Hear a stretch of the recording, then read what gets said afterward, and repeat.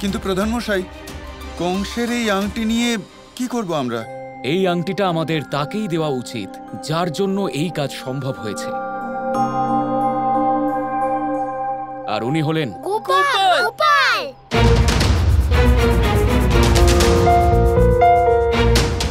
গোপালকে। হ্যাঁ কাকা, গোপালকেই এই পুরস্কার দেওয়া উচিত, কারণ সবকিছু গোপালের জন্যই সম্ভব হয়েছে। আরে দাদা, কিছু একটা করুন। আমি তো এবার আর কিছুই করতে পারবো না। তুমি এসব কি বলছো সুদামা? ও ঠিক বলছে কাকিমা। আমরা সবাই এটাই মনে করছি, যা কিছু ঘটেছে বা যা ঘটছে তার কারণ আমাদের গোপাল। হ্যাঁ, আমারও তাই মনে হয় যে এই উপহারটা গোপালকেই দেওয়া উচিত। গোপাল গোপাল গোপাল গোপাল গোপাল গোপাল গোপাল গোপাল। বাচ্চারা, আচ্ছা ঠিক আছে, তাহলে আমরা এই আংটি আমাদের ছোট্ট গোপালকেই দিলাম।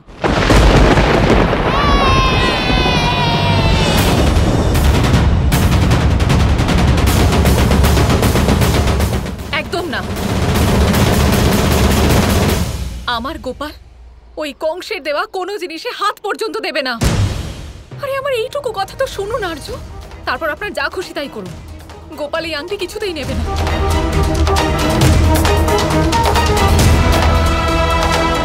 যশোদা, ঠিক আছে, তাহলে আমাদের কাছে একটাই বিকল্প পথ আছে। আমরা এই আংটিটাকে এখনকার মতো মাটিতে পুঁতে দেব,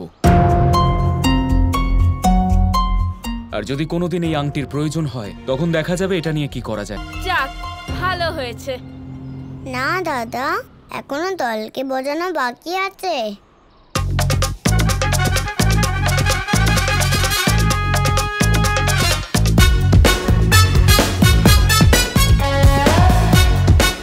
গোপাল বন্ধুরা কি করছে? মামার দেওয়া আংটিটার জন্য গর্ত খুঁড়তে হবে, মামার জন্য গর্ত খুঁড়তে হবে না।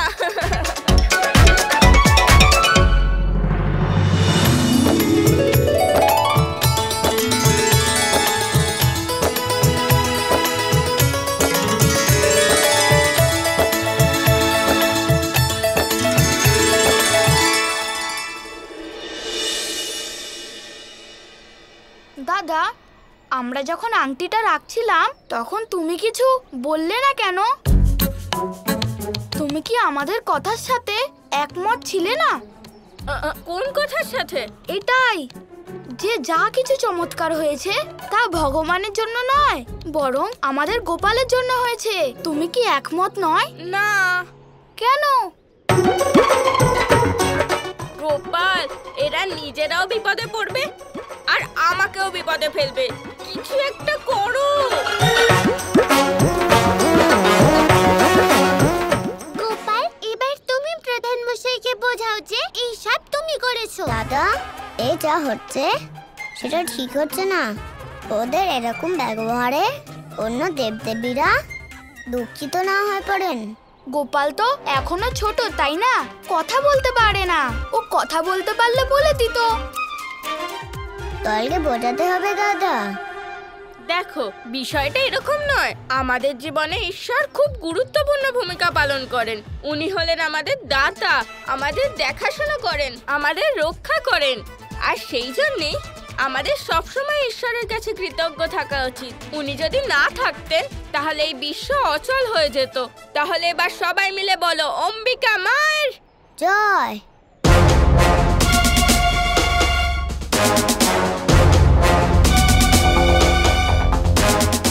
সবাই বলো, হর হর মহাদেব।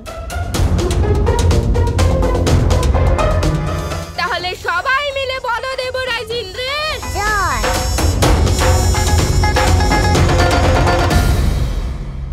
প্রধান মশাই, আমরা কোনো দেবতারই জয় জয়কার করব না। বলার হলে তো আমরা যে কোনো দেবতারই জয় জয়কার করতে পারি, যে কোনো দেবতাকেই পুজো করতে পারি, কিন্তু আমরা সেই দেবতাদের বিশ্বাস করি না। এবার যেমন ধরো আমাদের মায়েরা আমাদের বহু দেবদেবীর কাহিনী শুনিয়েছেন, ভূত প্রেতের কাহিনীও শুনিয়েছেন। এবার ভূত প্রেতের গল্প শুনে সবার ভয় তো লাগবেই, তাই না? কিন্তু যেমন ভূত প্রেতদের দেখিনি তেমন দেবদেবীদেরকেও দেখিনি, তাহলে আমরা কি করে বিশ্বাস করি? বন্ধুরা, দাদা আমাদের বোকা বানাচ্ছে। এবার চলো আমরা চলে যাই। হ্যাঁ হ্যাঁ চলো। চলো। এরা তো যেন ঠিক করে নিয়েছে যে আজ সব দেবতাদের রুষ্ট করে দেবে। এটুকু সমস্যা হয়ে গেল দাদা। ওরা যখন আমাদের কথা বিশ্বাসই করছে না, তাহলে আমরা কি বা করতে পারি?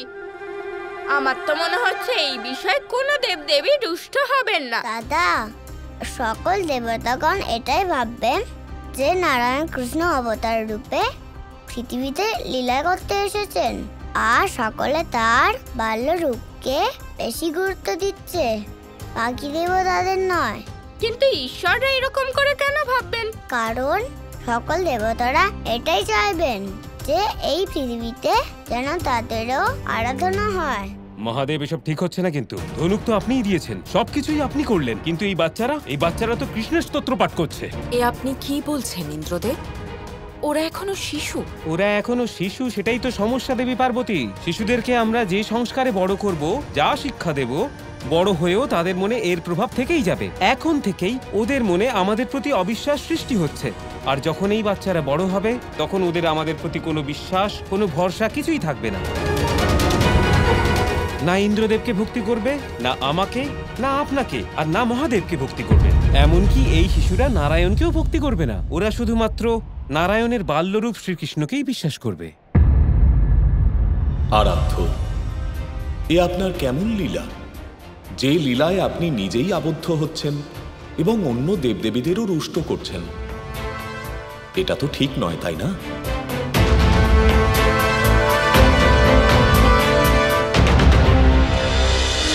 গোপাল, এখন তো তোমার আরাধ্য তোমার উপর রুষ্ট, এবার কি করবে? এখন আমি আরাধ্যকে নিয়ে চিন্তা করছি না, বরং অন্য একজনকে নিয়ে চিন্তা করছি। কাকে নিয়ে চিন্তা?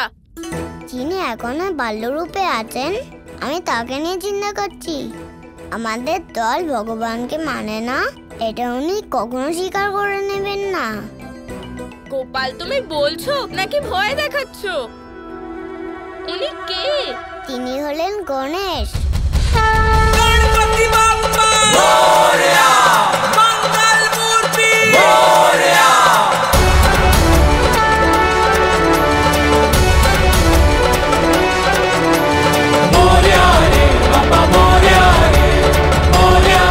গণেশ,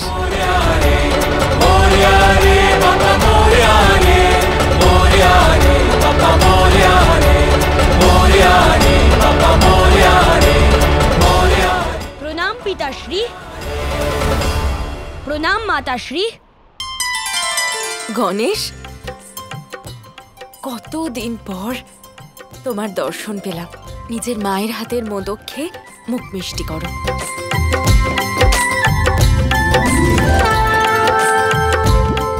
এই নাও।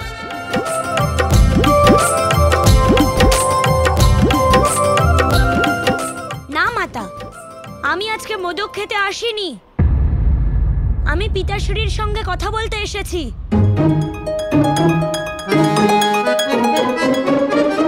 পিতাশ্রী, আপনার এই আরাধ্য এসব কি করছে? দেখো পুত্র গণেশ, এটা তো আমার আরাধ্য লীলা, আর সেই কারণেই আমি এ বিষয়ে কিছু বলতে পারবো না, আর এ বিষয়ে কিছু করতেও পারবো না। হ্যাঁ, ওনার এই লীলার বিষয়ে যদি কেউ কিছু বলতে পারে বা করতে পারে, তাহলে সেটা হলো তুমি। একমাত্র তুমি এই বিষয়ে ওনার সাথে কথা বলতে পারো, কারণ তুমিও তো ওনার মতোই বাল্যরূপ ধারণ করে আছো। আর শুধু তাই নয়, যাদের কারণে এই সমস্যার সৃষ্টি হয়েছে তারা হলো আরাধ্যর বন্ধুরা, তারাও বাল্যরূপেই আছেন। এখন তারাও যদি আমাদের বিশ্বাস না করেন, তাহলে আমরা আর এ বিষয়ে কি করতে পারি? হ্যাঁ পিতাশ্রী, এটা একদম ঠিক নয়। এ শুধু আমার বা অন্য দেবদেবীরই অপমান নয়, বরং আপনাদেরও অপমান।